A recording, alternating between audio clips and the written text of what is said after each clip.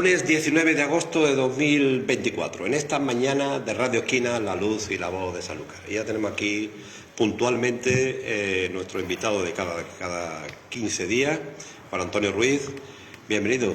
Buenos días. ¿Cómo estamos? Bien. Bien. Bien, ¿no? Estamos en agosto. El verano... El tiempo de la dolce far niente, que dicen los italianos. Anda, ¿no? De lectura, de contemplación, quien pueda. Quien pueda. Yo he podido estar unos días afuera, entre mar y montaña, contemplando la naturaleza, contemplándome a mí mismo. En fin, es un tiempo leyendo. ¿Te gusta a ti las dos cosas, la sierra y el mar? ¿Te gusta la montaña y el mar? Sí, sí. Aunque tú eres de mar, ¿no? Propiamente, ¿no? No, yo soy de tierra adentro. Yo soy sevillano, bueno, de origen y de la campiña, porque toda mi familia es de un pueblecito, se llama Marchena, en medio de la campiña de Sevilla, secano. Pero es famoso, es Marchena, ¿no? Es famoso, que está dentro del mapa como sí, pueblo bueno, conocido. fue una ciudad de cierta importancia en la Edad Media y, bueno, era la sede de un ducado que es de Arcos, que era el mismo que era propietario del pueblo de Rota. Sí, pero fue una ciudad de cierta importancia y hoy es un pueblo de unos 20.000 habitantes, medianito, más bien hacia pequeño. ¿Y la economía cómo la lleva?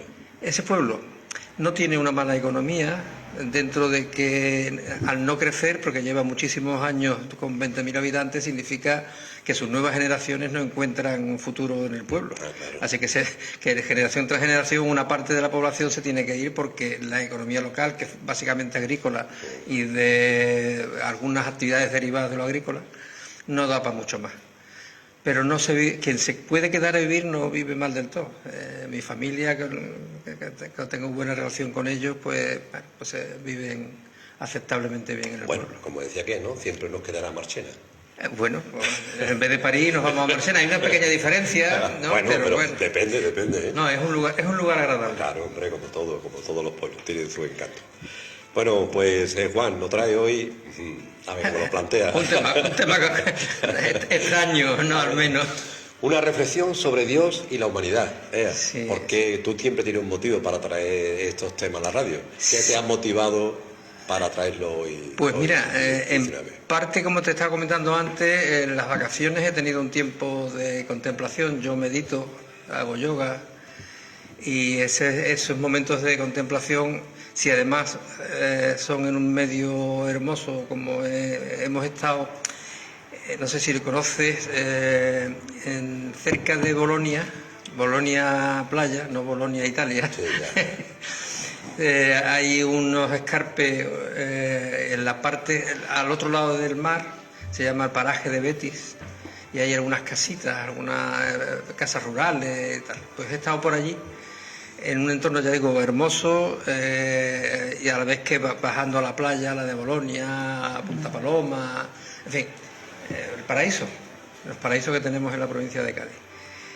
Y me ha dado tiempo a contemplar, pero además tengo una serie de lecturas que quería compartir. Yo creo que el verano es un tiempo especial suele haber más tiempo aquella gente que tiene la suerte de tener vacaciones. Más propicio para leer. Para leer más tranquilos, ¿no? Entonces, yo terminé hace unos días este libro, que es El Islam, de Emilio González Ferrín, que es un autor que ya estuvo presentando un libro anterior en Casa Algarabía y que viene en octubre a presentar este libro. Y en este libro, una de las cosas que él nos descubre es que el Islam no es un invento que sale porque el arcángel San Gabriel, creo que era, se le parece a Muhammad, Mahoma, y le infunde el conocimiento, sino que él explica cómo el Islam no es más que el desarrollo del judaísmo y del cristianismo. Cuando el cristianismo se convierte en catolicismo y es Roma, el poder de Roma es quien controla la ideología del catolicismo y cristianismo, todos aquellos que tenían una visión contraria o distinta de la trinitaria, del invento de la Trinidad, para que haya un panteón de dioses que sea asimilable a la mentalidad romana, a la mentalidad helenística. Pues todo eso que se está moviendo, la gente que creía que solo hay un Dios y que todos los que lo han anunciado, como Jesús, como Mahoma, son gente muy cercana, pero no son el Hijo de Dios. Este es un tema conceptual que es importante entenderlo para entender por qué nace el Islam, ¿no? Bueno, pues todo esto lo explica muy bien Emilio González Ferrín, vale. Pero lo que te descubre al final es que son todo lo mismo.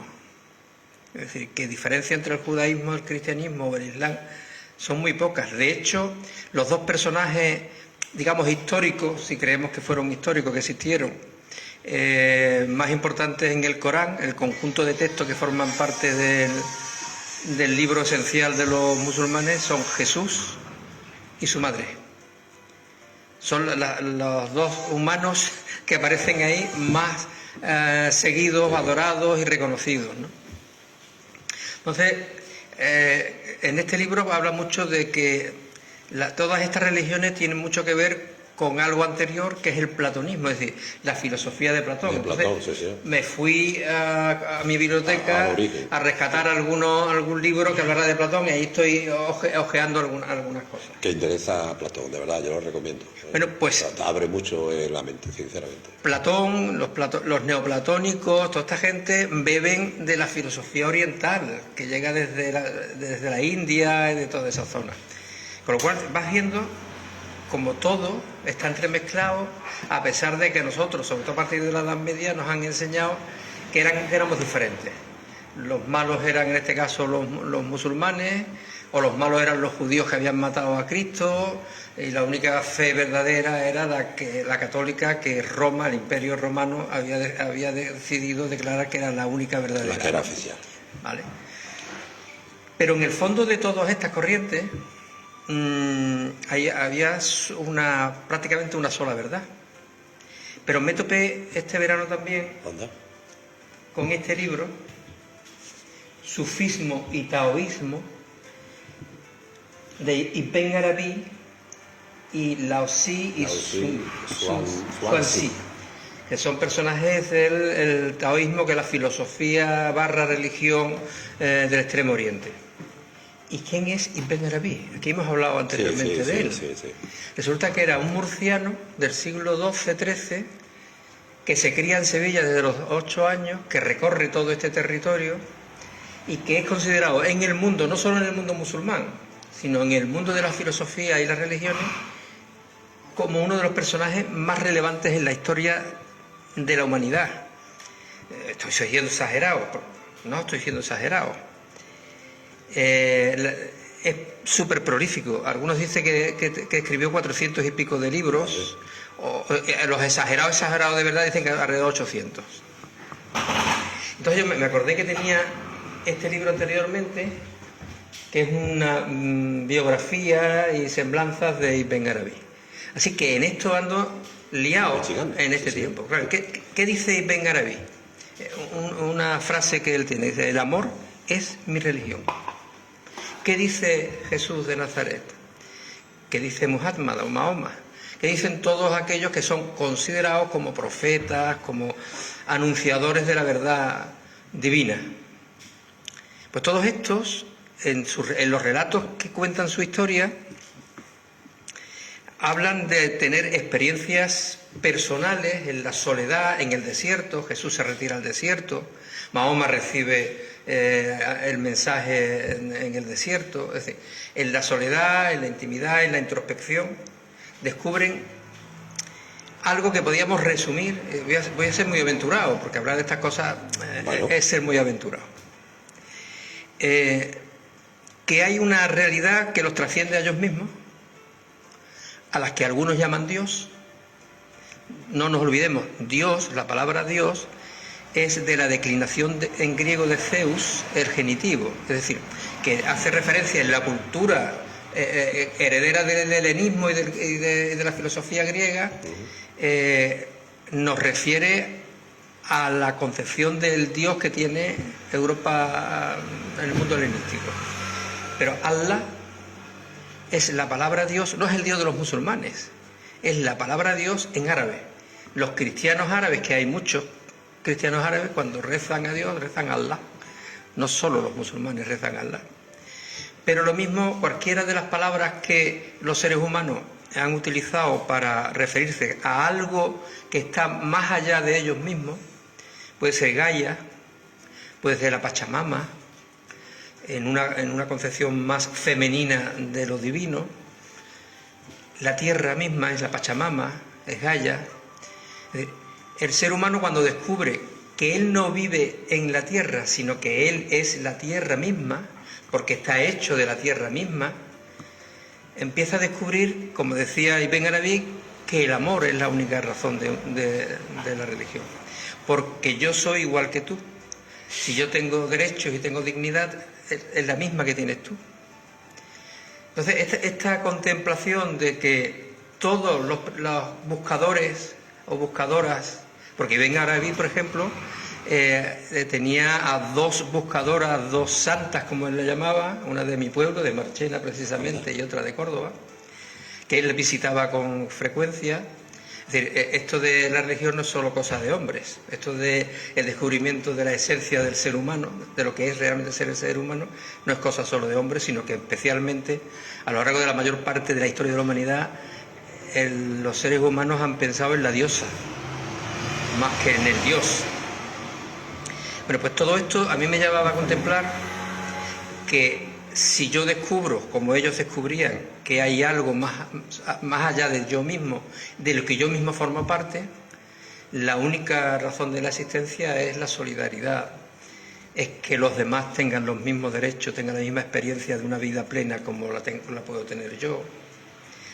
Entonces, ¿qué ha pasado con todas estas religiones? Que crearon seres que posiblemente fueron seres especiales, como puede ser el mismo Siddhartha o el Buda, como puede ser Mahoma o Jesús, etcétera, etcétera. ¿Qué ha pasado? Que han sido esas religiones o esos grupos los que han sido responsables de grandes matanzas, de grandes desastres de la humanidad, porque las cruzadas... Que no han diferenciado, que ha No, diferenciado es que la humanidad, ¿no? Al final se han olvidado del núcleo del mensaje. Y por un sitio u otro, a raíz de ahí no han diferenciado. Porque se ha convertido en una cuestión política. Es decir, pronto se crea en todas las religiones una casta que no te dice que tú puedes experimentar esa verdad en tu propio interior. Jesús de Nazaret decía que el reino está en ti. El reino de Dios está en ti mismo. No hace falta ningún templo donde tú tengas que ir a orar. ¿Cierto?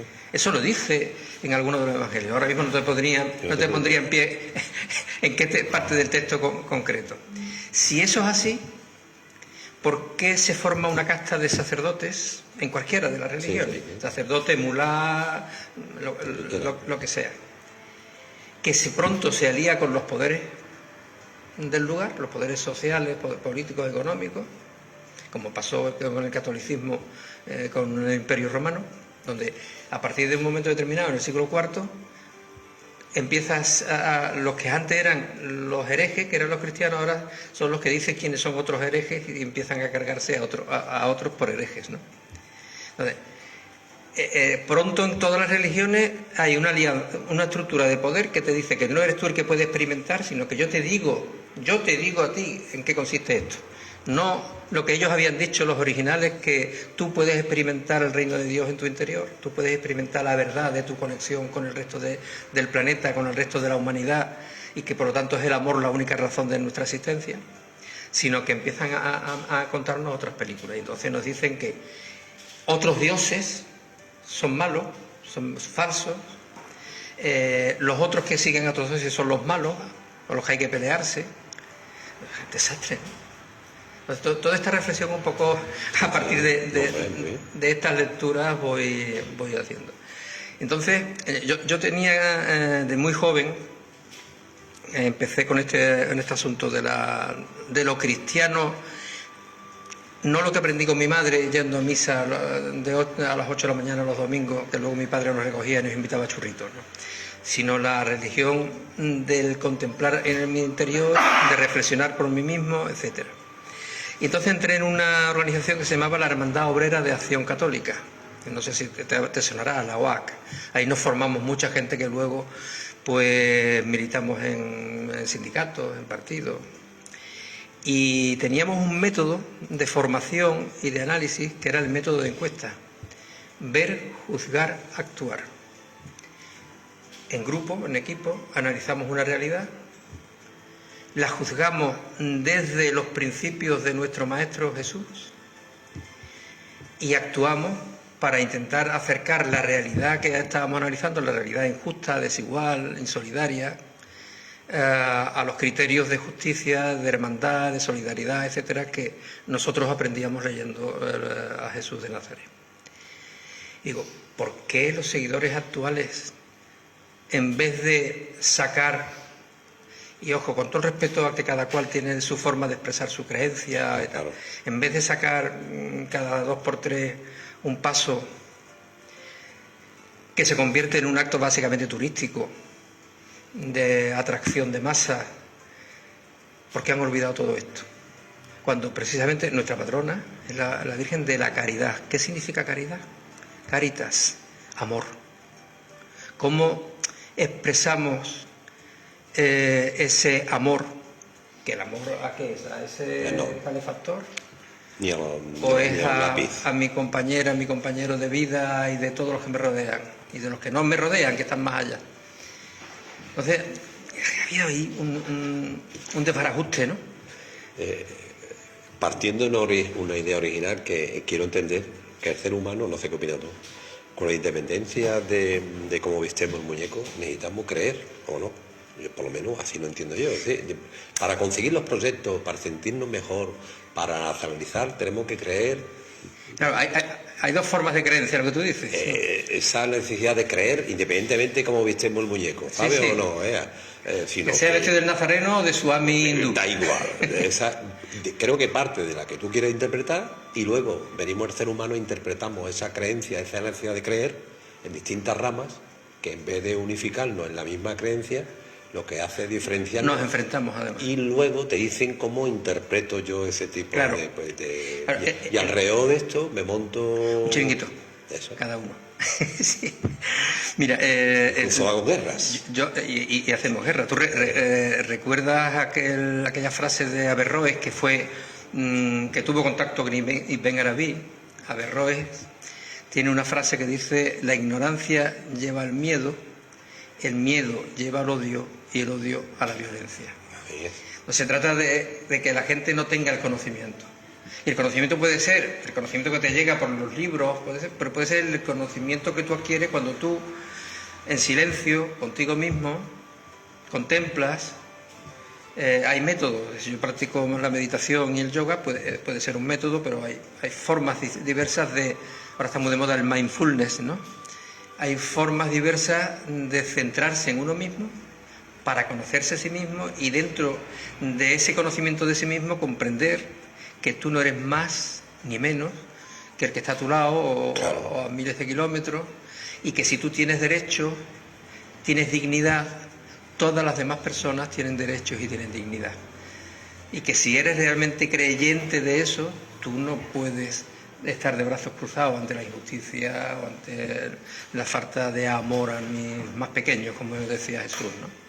Pero es que luego parece que nos interesa el trabajo que tú has hecho de análisis del conocimiento, de dónde viene, la necesidad del ser humano a creer, que hay más allá, en fin, incluso no se plantea de decir, señores, párese usted un poquito, analice bien la situación que estamos, que hacemos todos los días, ¿no? Y ni eso siquiera. Y juzga lo que estás haciendo si es coherente. Si es coherente con lo que tus planteamientos, o por lo menos lo que tú procesas, lo que tú dices, ¿no? Porque hay algo muy antiguo, y es que si las personas saben, no son dóciles a la doctrina. Y se ha preferido desviar casi todas estas religiones, como tantas otras cuestiones políticas incluso, a la doctrina frente a la participación directa y el protagonismo de las propias personas. Tú tienes que creer en esto. Estos son los dogmas de fe. No vayas a creer otra cosa, pues te sale. Yo recuerdo cuando empecé a hacer meditación y yoga y era miembro de la iglesia, todavía el Papa Botila, el polaco, sí, declaró una obra del diablo la meditación, el yoga y estas cosas, ¿no? Y decía, ¿cómo puede ser si esto a lo que me lleva a conocerme a mí como ser humano y descubrir lo que yo entonces pensaba que era Dios, pero que ahora tengo una concepción más amplia de ese término, que Ese no, concepto, claro. de ese concepto, que es que pertenezco y soy lo mismo que tú, ¿cómo puede ser que se declare algo diabólico? Porque la doctrina, es decir, yo soy el que tengo el poder de decirte en qué tienes que creer. No que tú descubras realmente la verdad, sino que tú creas lo que yo te digo que tienes Claro, que creer. pero esto nos lleva, bajo mi conclusión y con mucho respeto, que al final no seamos seres humanos de fe en algo que necesitamos para crecer y hacer toda la vida, sino en un instrumento que nos diferencia y que cada vez nos margina, Claro. y en nombre de esa organización hacer cosas contrarias a la propia fe, ¿no? Eres manipulable en función de los intereses de quien te manipula, y a veces los intereses en quien te manipula es que te enfrentes a otros que son tus hermanos o tus hermanas. Porque la clave de esta película es que no hay diferencia en ninguno de los grandes movimientos de origen religiosos en el planeta, es que todos somos hermanos y por lo tanto todos somos lo mismo en igualdad, en derechos, en dignidades, etcétera. ¿Cómo me voy a enfrentar a otro que en vez de decirle Dios a eso, le dice Allah o le dice el Buda? ¿Qué sentido tiene? ¿No? O Yahvé. Y es verdad lo que tú dices, cuando uno está en un tiempo de más paz, de reflexión, de no trabajo, parece que no, pero piensa uno en el interior, y en esa es la creencia que tú te emana de pronto, en la necesidad de creer, ¿no? Y quién no, que me diga que no, independientemente de que digan que no creen, que no, en un momento dado de la vida, por necesidades de muchas variantes, no ha pensado decir, oye, yo necesito creer, que me diga alguien que no le ha pasado eso. Claro, es que en el momento que descubres que existe la muerte, que empieza a existir gente de tu entorno que muere, que ya no va a estar, y dices, hostias, ¿qué sentido tiene esto? Entonces empezamos a buscar el sentido, y el ser humano y las humanas han buscado el sentido de esta existencia transitoria, mundana en este planeta, si vamos a morir, si no somos eternos. Entonces buscamos posibles razones de eternidad, y entonces descubrimos que existe un paraíso, existe un infierno, que no sé cuánto. Empezamos a montar una escenografía para dar sentido a la pregunta fundamental que tiene el ser humano, de donde salen todas las religiones o salen todas las filosofías. ¿Quién soy? Eso es. ¿Dónde voy? ¿Qué hago aquí? ¿Qué hago aquí? Nada. Se me están yendo todos en mi lado, mis viejos ya se fueron y los siguientes soy yo. Y por cierto, nuestra edad ya, Juan, vemos más gente que cae todos los días mucho más, ¿no? Claro, pero en un momento... mi generación anterior ya no está. Y cuando uno lo piensa, dice, no, soy yo, el siguiente, en esta tarea. Entonces, contemplar, hacerte preguntas para poner en relativizar. Pero ¿no opinas tú que es una lástima que algo que tenemos interior, que es difícil de explicar, que lo explicaron nuestros antecesores, no se utiliza para que el hombre sea mejor y traslademos esa creencia porque nos diferencia en vez de lo que hacemos? Porque como te decía antes, con el tiempo se ha ido diluyendo y perdiendo, quedando muy oculto el mensaje central de aquella gente que hicieron esos descubrimientos en contemplación, en soledad, en silencio, y que intentaron transmitirlo, porque una casta sacerdotal se hace con el poder de eso y emite doctrina. En esto tienes que creer, no tú tienes que profundizar y contemplar estos elementos fundamentales de tu existencia, sino que en estos dogmas tienes que creer. Y esa casta tradicionalmente está aliada con el poder político y económico, de manera que le dice a la gente, no te preocupes, después de esta vida terrible que te ha tocado, viene el paraíso si eres bueno. No intentes cambiar esta realidad. Todo eso es parte del mecanismo de las religiones. La mayor parte de las religiones o de las castas religiosas se han aliado a lo largo de la historia con un poder que le dice a la gente que sea dócil, que no intente cambiar la realidad hacia una sociedad más justa, más solidaria, más igualitaria. Y es necesario, según tú, para creer, que es necesario creer, que yo... Es que el ser humano, entiendo todo, que tiene que creer en algo más, independientemente de cómo le llamemos luego, para creer y trasladar esa creencia en lo bueno que somos el ser humano para nuestros semejantes. Irse a un convento, irse a una montaña. Es decir... No es necesario. Es necesario una dosis de silencio.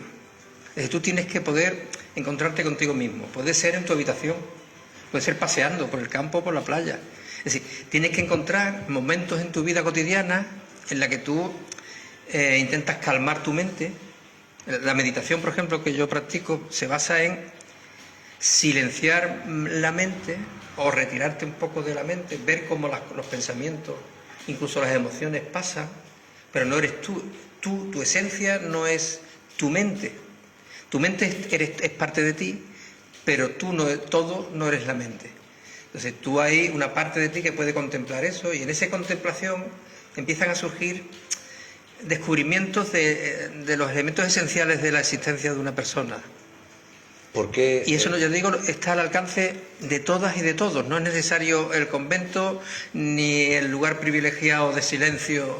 ¿Por qué después llega a la conclusión de estas personas que tú has nombrado, que pensar, oye... Bueno, estos son los que nos conocemos, anónimos y anónimas. Y otro tipo de referente que te desconocemos. Sin una adscripción concreta a una religión concreta.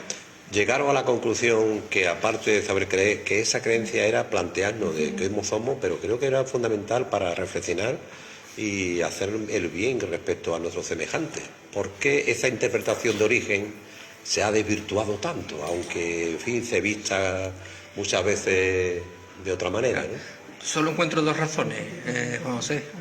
Una, en la que ya te decía, de que esto ha sido absorbido por una casta que lo maneja a sus intereses, y que se ha eliminado, se ha cambiado la búsqueda personal, íntima, interior de cada ser humano por la doctrina. Sí, algo que te dicen en qué tienes que creer, no la búsqueda tuya personal de qué ocurre en este mundo, qué es mi vida, qué es lo esencial en la existencia, sino que te dicen cree en esto, en esto, en esto y en esto. Y hacen el catecismo. Y por lo que llega a los medios de comunicación, lo que se hace, las actitudes diarias, de lo más cercano a lo más lejano, esto no está sirviendo para unirnos, está sirviendo para diferenciarnos. Claro, fíjate cómo es posible que un Estado que dice basarse en una religión, que en este caso es el judaísmo, la Torá, pueda estar practicando un genocidio terrible a una población como es la población palestina de Gaza, pero también la de Cisjordania, donde ya va una contabilidad aproximada de 40.000 muertos, y cuando salgan los escombros, cualquiera sabe cuántos miles de más habrá. ¿Cómo puede alguien que se dice seguidor de Yahvé o de Dios practicar una barbaridad como esa? O en el cristianismo, a través de la Inquisición, durante siglos y siglos, matar y quemar y encarcelar a la gente por sospechar un atisbo de disidencia. También hay que decir, creo yo, que bajo el paraguas de las distintas creencias hay mucha gente haciendo el bien por la humanidad, ¿cierto? Claro, ¿no? claro. Y fuera del paraguas. Quiero decir que es una característica de la propia humanidad. Eso es, pero bueno, que parece que es la organización lo que trata de llevar el ser humano en su maldad interior, ¿no?